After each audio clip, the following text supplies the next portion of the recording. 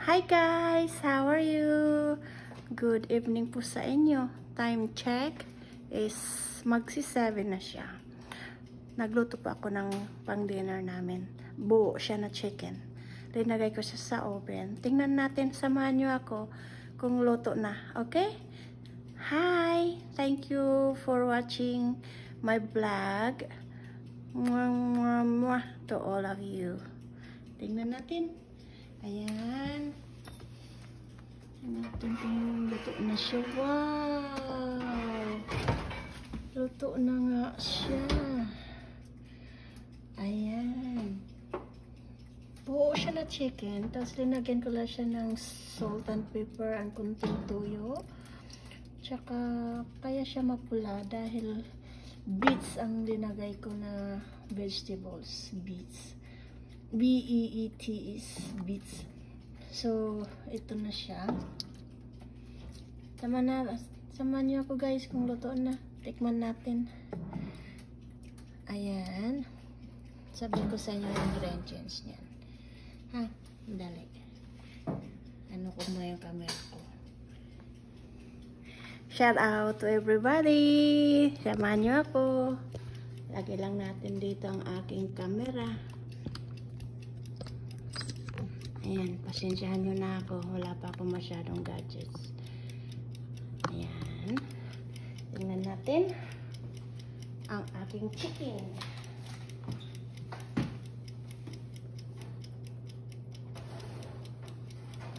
Tadan! Here you go. This is my chicken.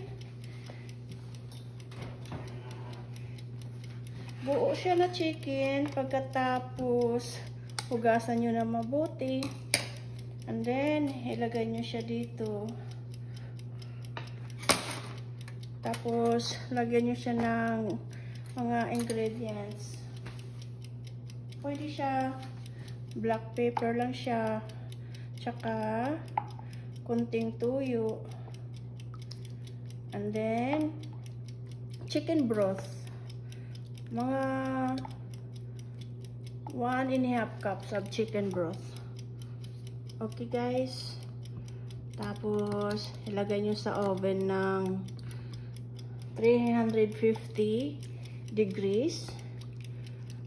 And siguro 5 minutes. Painitin nyo muna ang oven. And then, ilagay nyo na to siya. Tapos, ang linagay ko siya, beets. Ito yan siya. Tapos, lagyan nyo rin ng sibuyas. Gusto niya ng garlic, lagyan nyo rin ng garlic sa loob. Dito siya sa loob, na garlic. Doon. Diyan mo niya ilagay dito. Ayan. Pagkatapos, mapula siya dahil ito nga sa beets ang linagay ko. Ito siya. Beets. Ayan. Hiniwa ko lang siya ng cubes. Tapos linagay ko na siya dito. Ayan na siya guys. So, samahan niyo ako. Ipe-plating na natin. Dinner time.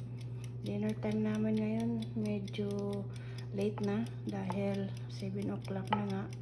Nailagay ko ito sa oven. Mga 4 o'clock na. So, 4, 5, 6, 7. 2½ hours din siya sa oven. Slow cook lang siya. Para hindi siya masyadong matuyo siya. At saka hindi siya yung mabuburn. And then, ayan. Ang gusto ko dito is pakpak. Mahilig ako sa pakpak. So, hiwain na natin ang pakpak. Ayan, hiwain na natin. Ito siguro pa ka. Ganito lang. Gunting lang ang aking ginagamit. Mas madali. Hindi na kailangan ng kutsilyo. Ayan lang o siya. Ayan. Tapos, ipiplating na natin siya dito. Ayan. Ayan. Ayan siya. Tapos, lagyan natin ito. Beets. Ayan. Chicken broth, mga 1½ cups of chicken broth.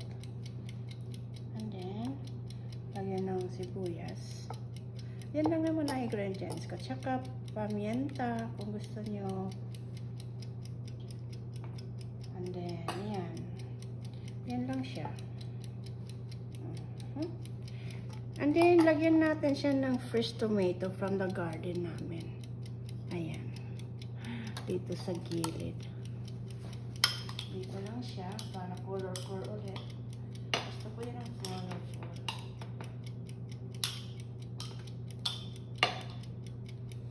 Ayan. And then, lagyan lang natin ng balsamic vinaigrette. Okay? Shake lang natin siya. And then, ayan. Tingnan natin. Ayan. Tapos ito lang. Dito lang siya sa gilid. Ayan. Siya. Ganyan. Ayan. So, ito na ang ating chicken na buo. Oven. Looks yummy ba? Ayan. Ito, fresh tomato, cherry. Golden siya. Cherry tomato. And then, chicken. Galing dito sa paa. At ito buo. Paang linagay ko dito. And then, ito yung beets siya.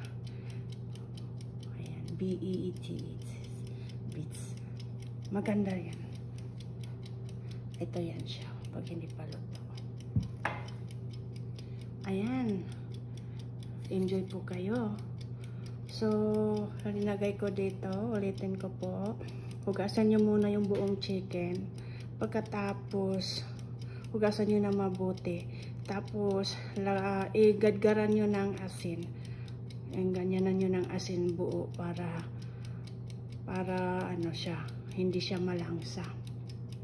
Tapos, yung iba, linalagyan siya ng ano dito sa loob. Dito. Linalagyan nila ng lemongrass. Ayan. Pwede mo siya lagyan ng lemongrass. Sa loob. Ayan na siya. Lemongrass sa loob. Ito walang lemongrass. Hindi ko linagyan. Tapos sibuyas. Pwede buo na sibuyas. Tapos yung iba linalagyan nila ng lemon. Kalahati ng fresh lemon. Linalagay nila din dito. Para masarap. Tapos chicken broth. Ang ilagay nyo. Tapos, o kaya chicken powder, pwede rin siya. And then, lagyan nyo ng chicken broth siya ng 1½ cups. Tapos, hayaan nyo lang siya sa oven. Ng, ano siya. Lagyan nyo lang siya ng, hayaan nyo lang siya sa oven ng mga 2 hours. Siguro, pero slow cooking lang siya ha, kasi para hindi siya masunog. And then yan,